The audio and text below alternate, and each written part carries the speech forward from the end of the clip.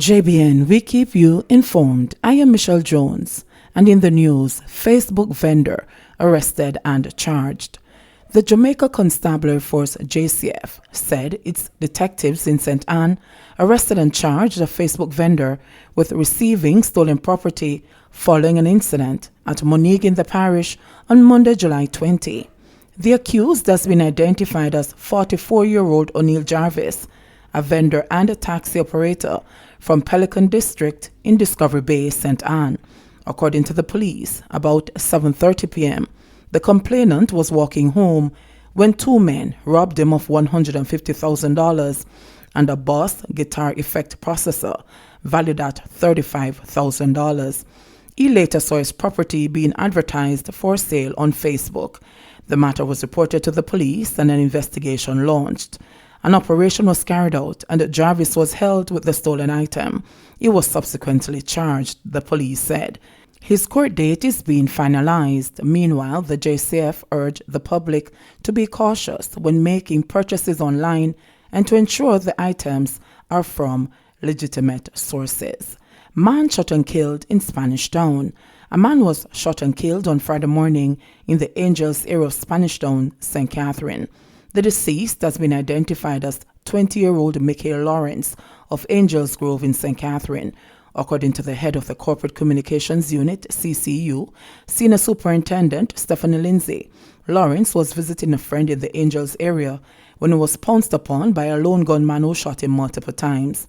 Lawrence was taken to the Spanish Town Hospital, where he was pronounced dead. South Trelawney farmers appeal for better roads.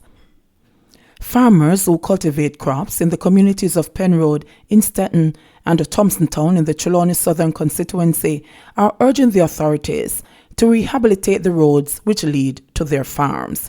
According to Dwight Taylor, a young farmer in Stetton, the road in his area has been impassable for a long time. He, however, added that conditions have worsened since the increase in rainfall over the past couple of weeks.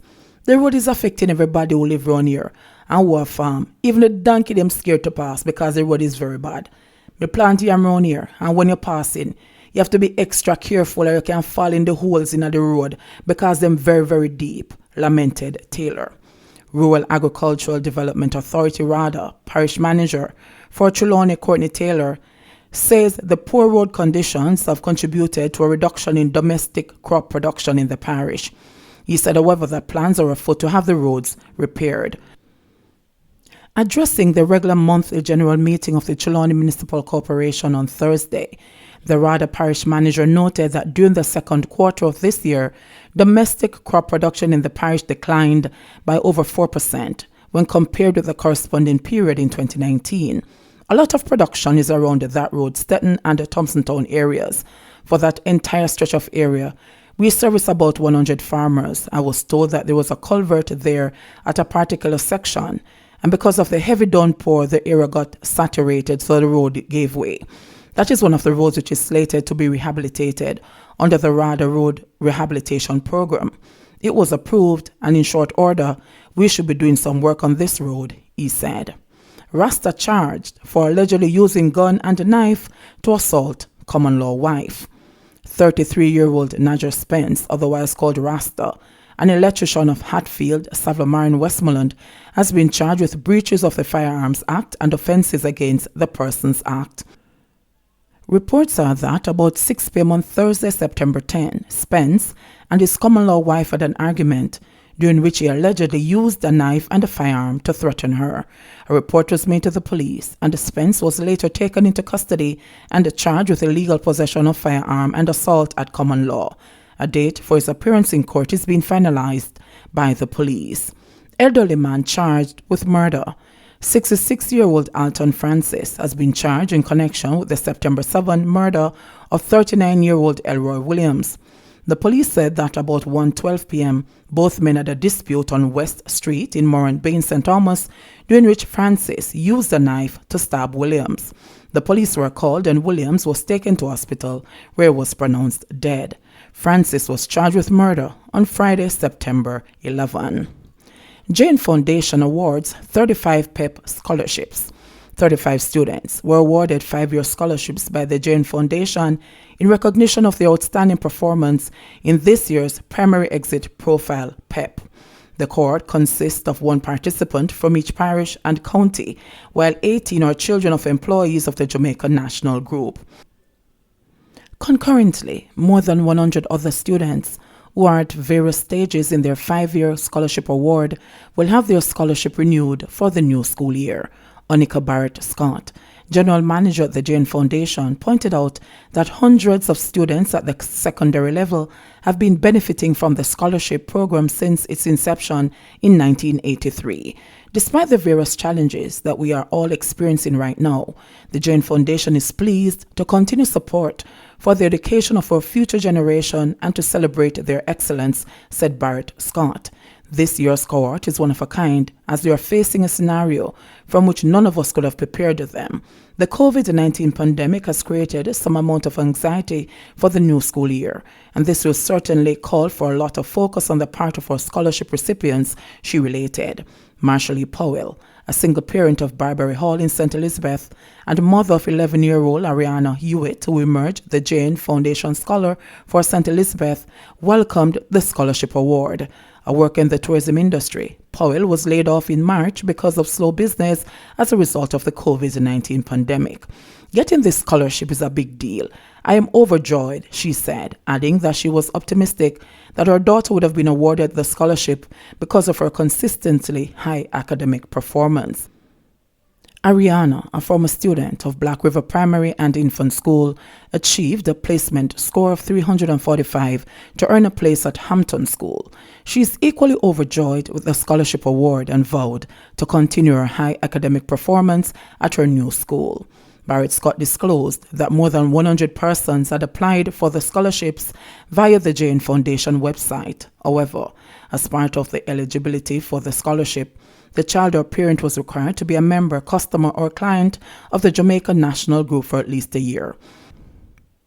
In addition to the PEP Scholarship Awards this year, 16 students at the tertiary level attending the University of the West Indies, the University of Technology Jamaica, the Northern Caribbean University, and the University College of the Commonwealth will receive financial assistance to pursue their studies. With the exemption of the scholarship award to the University College of the Commonwealth, which is reserved for a Jane employee, the Jane Foundation's 1-year tertiary scholarship can be accessed through the scholarship office at the respective universities mentioned. Man arrested in Portland, drug bust.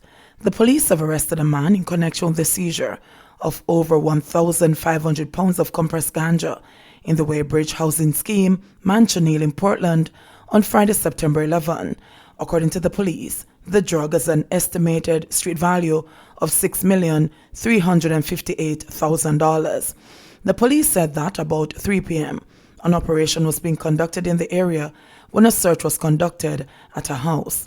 31 knitted bags, along with 5 buckets containing ganja, weighing approximately 1,589.5 pounds, were reportedly found in a room. The ganja was seized and the occupant arrested. However, his identity has been withheld pending further investigations. Search underway for Jamaicans and Asians missing at sea in the Bahamas. Bahamian authorities, along with the United States Coast Guard, were on Sunday searching for nationals from Jamaica and Haiti who have reportedly gone missing at sea. The Bahamian Search contingent consisted of the Royal Bahamas Defense Force and the Royal Bahamas Police Marine Division, which jointly launched the search after receiving an alert on Saturday that a vessel was taken in water offshore.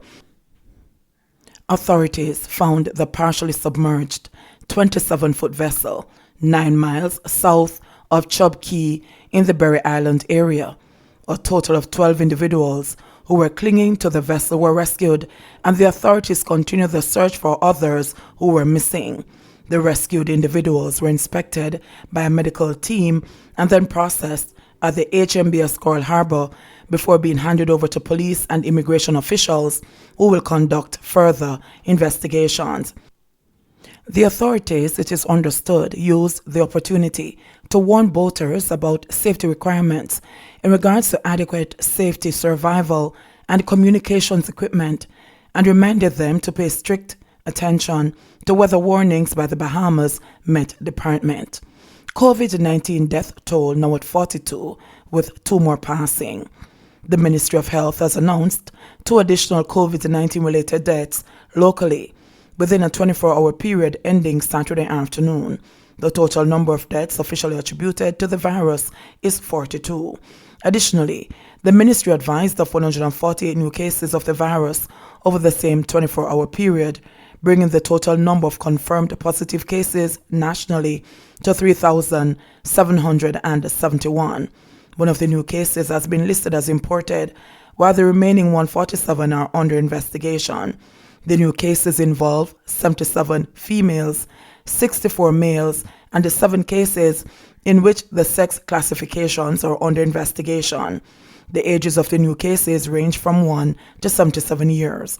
Kingston and St. Andrew and St. Catherine lead the way by far among the new cases, with 79 and 33 cases respectively, followed by Manchester with 15 and St. Mary accounting for 10. Over the 24-hour period, a total of 632 new sample tests were done, the ministry said.